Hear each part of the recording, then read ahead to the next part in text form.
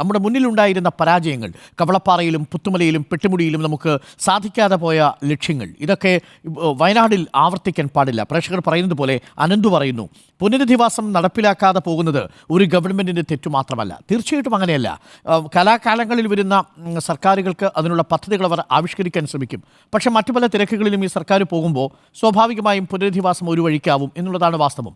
മാധ്യമങ്ങളുടെ ശ്രദ്ധ പോകുമ്പോൾ തീർച്ചയായും സർക്കാരിൻ്റെ ശ്രദ്ധയും അതിൽ പിൻവലിയും മറ്റു ചില മേഖലകളിലേക്ക് പോകും. അതാണ് പുത്തുമലയിലും കവളപ്പാറയിലും ഒക്കെ കണ്ടത്. കവളപ്പാറയിലെ ഭൂമി നഷ്ടപ്പെട്ടിട്ട് തിരിച്ചു കൊടുക്കണം, അതൊരു പ്രധാനപ്പെട്ട വിഷയമാണ്. പുത്തുമലയിൽ വാടക വീട് സംബന്ധിച്ചുണ്ടായ തർക്കങ്ങൾ തുടക്കത്തിലുണ്ടായിരുന്നു. അതവരിൽ വലിയ സമ്മർദ്ദമുണ്ടാക്കി. അവർക്ക് ലഭിച്ച വീടുകൾ പലതും ഉപയോഗയോഗ്യമല്ല, അവിടേക്കുള്ള പല റോഡുകളും ഉപയോഗയോഗ്യമല്ലാത്ത അവസ്ഥയിലേക്ക് എത്തി.